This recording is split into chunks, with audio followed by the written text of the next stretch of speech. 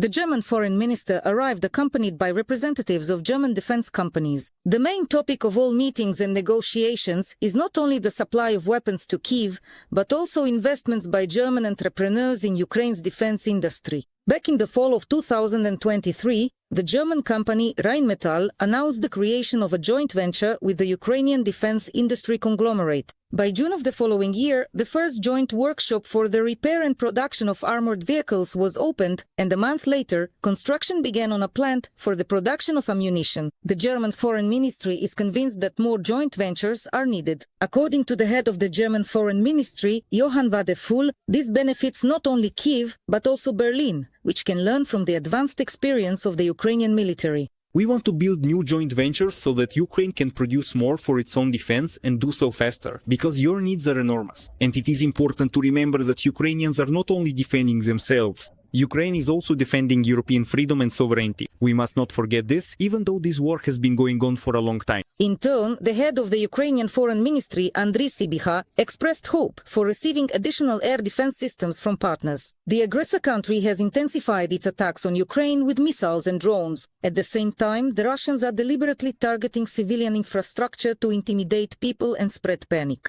That is why Sybiha emphasized Ukraine is now in critical need of strengthening its air defense. The main topic of our negotiations was, of course, security. We have agreed on further steps to strengthen Ukraine and increase pressure on the aggressor. It is important that military aid to Ukraine is included in Germany's draft budget not only for this year but also for the next. We are working on strengthening Ukraine's air defense and increasing German investment in the production of Ukrainian weaponry, particularly drones.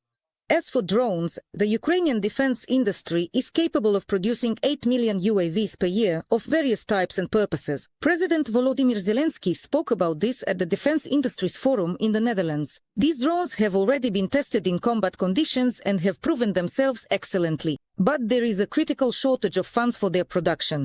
The potential of our defense industry has exceeded 35 billion euros, which includes 100,000 products, from artillery and traditional combat vehicles to advanced drones of all types and guided missiles. But 40% of this potential lacks proper funding. This is a problem. Kyiv and London are launching a new initiative for joint drone production. Ukrainian unmanned systems will be manufactured in the United Kingdom over the next 3 years. In this way, the Ukrainian defense industry will receive the necessary investments, while the British will gain access to technologies proven on the battlefield. As part of the initiative, during the first years of this mega project, the British side will finance the purchase of a whole range of Ukrainian drones that will be produced in the United Kingdom. Thanks to these, British defense companies will be able to quickly design and manufacture modern unmanned aerial vehicles on a large scale. While the war continues, all production will be directed to meet the needs of the defense forces. At the same time, after the war ends, the drones produced will be distributed between the United Kingdom and Ukraine. Rustem Umerov, Minister of Defense of Ukraine, from statements by the Ministry of Defense of Ukraine on Telegram. The Norwegian defense giant Kongsberg has also opened its office in Ukraine. Negotiations are currently underway to integrate Ukrainian short and medium-range air defense systems into the NASAMS infrastructure. In addition, Denmark is allocating 500 million krona to launch Ukrainian defense production on its territory. All facilities created as part of the project will work to strengthen Ukraine's defense forces.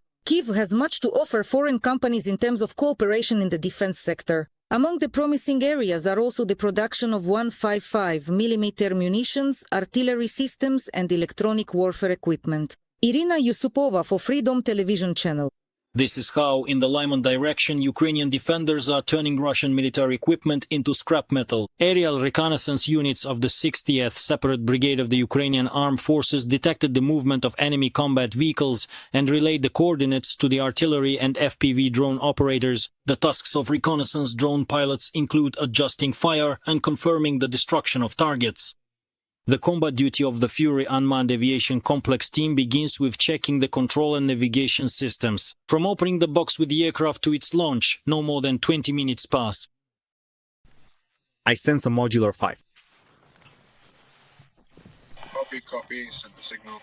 During night shifts, the soldiers use a thermal imager. They say that in summer, it's not so easy to spot a camouflaged enemy in the forest belt. However, at night, with the help of thermal imaging cameras, targets are as clear as day thanks to their heat signature. There.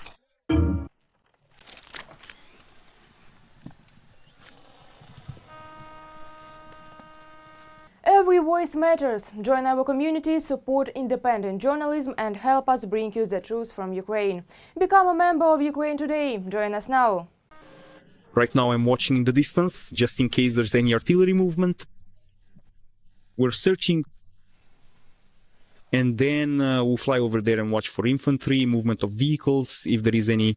The Fury's combat crew consists of 4 people, working in pairs. One pilot-operator pair works while the other rests. We have very close cooperation with the neighboring units. The FPV guys are awesome, both the attached teams and our own from the 60th. And we've had a lot of hits. Aerial reconnaissance detected Russian assault troops on motorcycles by the heat signature from their engines, and strike drones hit the targets. Hey there, those glowing spots that are appearing, did you happen to see exactly what that is? Is that equipment standing there now? 3 motorcycles and something else. There's also a UAZ in cover. Keep watching. We're trying to get into position. Copy, holding. Oh, suppression is on.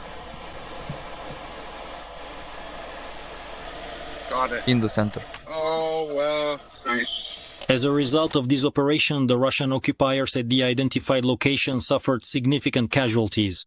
Mostly they move in small groups, on motorcycles, bicycles, or on foot. There was even a case with a lawnmower. They use whatever they have to get around. They try to move in small groups, then gather in some building or dugout and attempt to launch an assault. Ukrainian defenders say that the key to successful operations largely depends on the proper placement of the launch site. It's important to do this in a way that keeps you invisible to the enemy. We built this dugout ourselves with our own hands as if it were for ourselves. The height turned out just right, worked out perfectly, so we all fit in here. We chose the spot well, it's well camouflaged, no one will find it. And here, in safe and comfortable conditions, work conditions, we created for ourselves.